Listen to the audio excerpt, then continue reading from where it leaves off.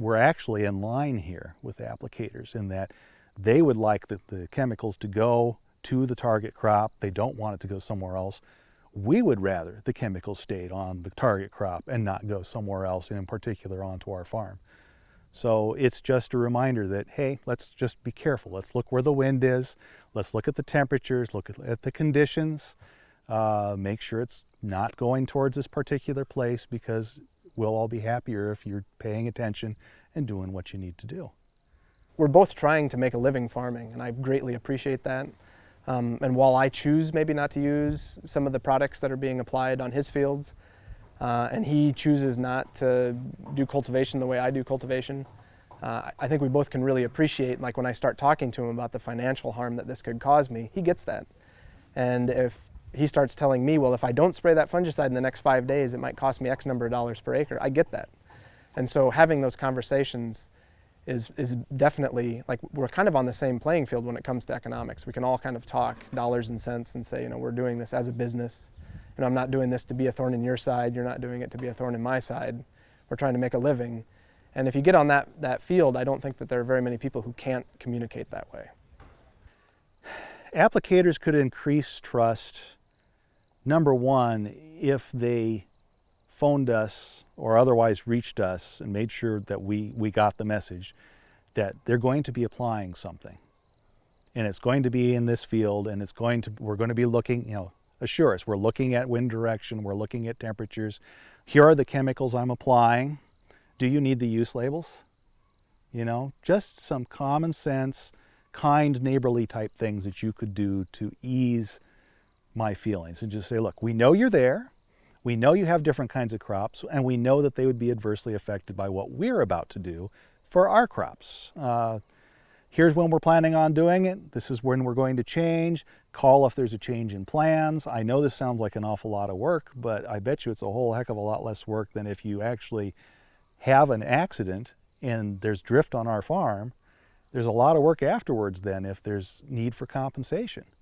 So it would be better to just put a couple phone calls and a little bit of time in saying, this is what we're going to do. Key Co-op, we've never had a drift incident with them, but they've been much more responsive. I called them in the spring and talked to their manager and just said, you know, we exist. I want you to make sure you're checking the pesticide or the sensitive crops registry and the bee registry. And I've had a number of phone calls from them saying, not even on adjacent farms, but maybe 2 farms over, saying, you know, we're letting you know that we're spraying today, and we just want to make sure that you're comfortable with that. And, you know, if you're not, let us know. And they've done that as a courtesy a number of times this year, and I find that to be very reassuring. I mean, like, I know that they're at least aware of it, which tells me they're likely having those conversations with their employees in the field. And if that's happening, the chances of having a bad incident occur, I think, are greatly diminished. So, thanks, Key. And the other thing they could do to increase trust is remember we're neighbors. Be neighborly. And that's really the big thing. If you can be neighborly, what do neighbors do? Neighbors make sure that their neighbors are taken care of. They make sure that if there's a problem, that they can handle the problem. So if there is an accident, you don't just not return calls. You don't avoid the situation because you're afraid of litigation. What you do is you find out that the people are okay. I really wish that they would maybe make sure you're checking the sensitive crops registry and the bee registry and just be aware of those kinds of things. So the neighbor to the north that farms those same fields on his own when it's not in seed corn, we have phone conversations when he's wanting to spray, and if he's worried about wind, like he kind of prioritizes spraying around us above everything else, and like as on a time, like when he's budgeting his time, he's like, okay, I know I want to spray that when I don't have to worry at all about drift. So either, you know, late in the evening, kind of when the wind kind of tends to die down in Iowa, or maybe if it's really calm early in the morning, he'll start there and work his way away from us.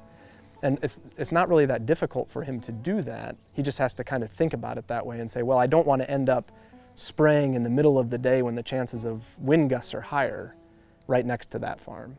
And he does that, and we haven't had any issue. You know, and I don't think it takes that much extra effort on his part.